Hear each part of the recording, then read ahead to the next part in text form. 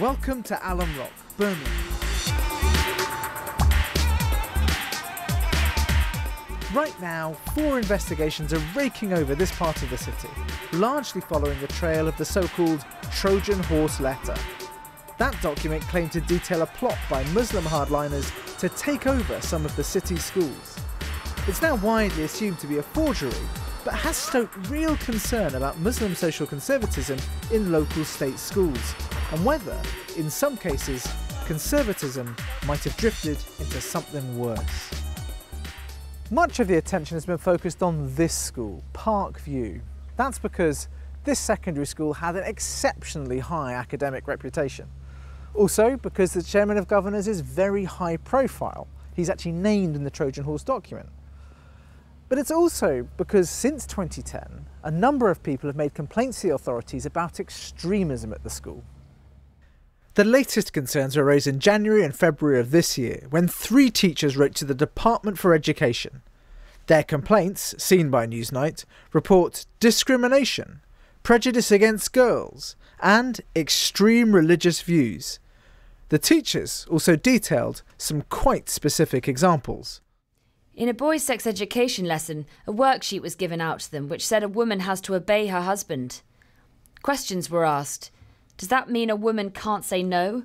We can demand sex? So, to be clear, the boys at the school were told that their wives wouldn't be able to refuse sex. Yeah, and they were actually talking to some of the girls about it. And the girls were saying to some of the female staff, "Is that right? When we're married, we can't say no?"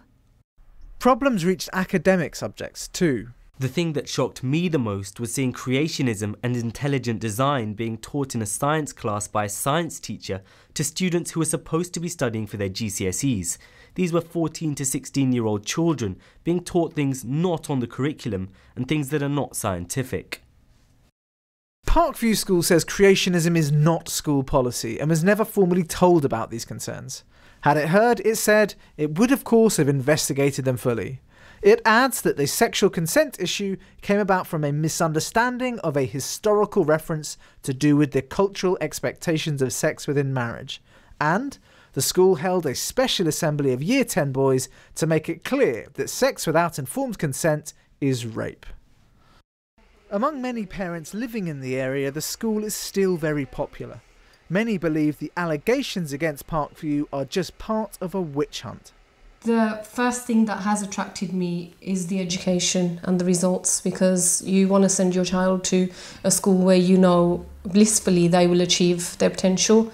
And you know, with this community as well where we live, it's a deprived area. And there's lots of families that are lone, single families. And you know, you have children that are all over the place. And the way that they've dealt with the kids here, you know, really brought them up, given them the confidence. You have to take these things into consideration as well. It's not just about having an excellent education. It does depend on how you develop the child. And they have, I'm telling you, they have achieved. Muslim conservatism receives particular attention from the authorities. That's because of the fear it creates about political radicalisation. But extreme conservatism can be problematic on its own.